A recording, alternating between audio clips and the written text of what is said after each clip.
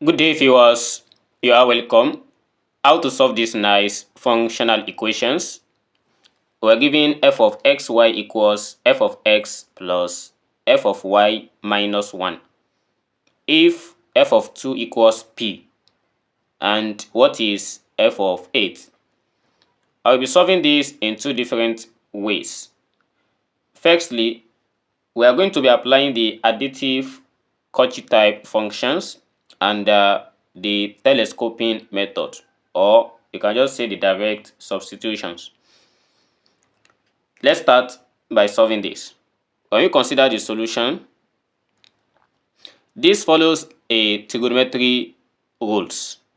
We have f of xy as the product is changed to additions, so it's only minus 1 that is added here. Suppose I let another function, so let me call it g of x equals f of x minus 1. And from here, if I change x to xy, this still follow the same rules as we have g of xy equals f of xy minus 1. And we are given f of xy already, which is f of x plus f of y minus 1. By substituting this, we have g of xy equals f of xy is f of x plus f of y minus 1. And we have another minus 1 here. But by this, minus 1 is minus 2. But I will not apply that. Suppose I separate this, we are going to have f of x. Let's combine this with minus 1. And also we have f of y. Let's combine it with minus 1.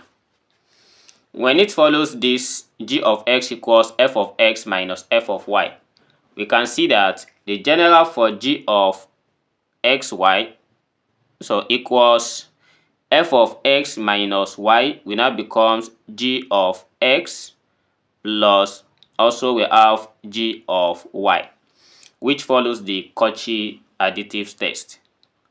And upon getting this, we are going to have, let's say we recall from where we have g of x equals f of x minus 1. If I replace x with 2, we are going to have g of 2. So suppose I let x equals 2. G of 2 equals f of 2 minus 1. But f of 2 from the above is given as k. So here we have g of 2 equals p minus 1. Then we want to make this in a general terms because we need to find the f of 8. Here is g of 2, which is p minus 1. When we consider by power rule of logarithm that, let's say we have, suppose we have g of x raised to power n. So by rule of logarithm, n will come down, then we have g of x. As if we change this x and n to something of exponent, suppose I need 8, we are going to have this as g of 2 raised to power of 3, which is 8, equals n is 3, then here is g of 2. We have g of 2 power 3 equals 3g of 2. And 2 raised to power 3 is given as 8 equals 3g of 2. But g of 2 is given as p minus 1. So by replacing this, we have g of 8 equals 3 into bracket of p minus 1. So this is what we get for g of 8. Then we have to find f of 8, not g of 8. How can we achieve that? It's very simple. Suppose we recall from the formula of g of x. When we recall, we have g of x equals f of x minus 1.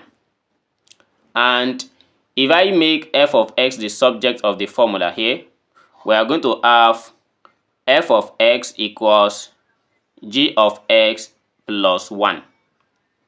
Then, by replacing g of x, since we need to get f of 8, let's try and let x to be equals 8 first. By letting x equals 8, we are going to have f of 8 equals g of 8 plus 1. And g of 8 is given as 3 into bracket of p minus 1. So therefore we have 3 into bracket of p minus 1, then plus 1. So evaluating this one further, 3 times p, this gives us 3p minus 3 times 1, that is 3, then plus 1. Then minus 3 plus 1 is given as, we have this as 3p minus 2. Therefore, our f of 8 is equals 3p minus 2. So this is the solution to this. As the first method, as I promised, we are going to be solving this in 2 different methods. If you are just coming to our channel, please do well to like, share, and subscribe. So let's get into the second phase of this.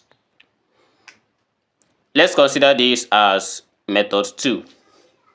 So I call this one telescoping method. So this is just by just keep assuming. Here we have x and we have y. It's not necessary that x and y must be the same here. So one can be greater than another. But this still follow the logarithm rule. Suppose I set my x to be equals to and the y equals to as well. Then we are going to have f of 2 times 2. So which is f of 2 plus f of 2, then minus 1. Here, this is 2 times 2, that is f of 4. And f of 2 is given as p plus p minus 1. So p plus p, that is 2p minus 1. This is for f of 4. And again, I need to get f of 8. So for f of 8, which we can write it as f of 4 multiplied by 2. So 4 times 2 is given as 8. So therefore, applying this formula, we have f of 4 plus f of 2 minus 1. Then f of 8 is given as f of 4, that is 2p minus 1, then plus f of 2, that is p, then minus 1. So in this case, we are going to have 2p plus 2p, that is 3p, minus 1 minus 1, that is minus 2. This method, it seems simpler than the first one, but both of them, they are the same. But to avoid just guessing the values, since the value a, x, and y, we cannot say if they are equal or they are not equal. So we just assume.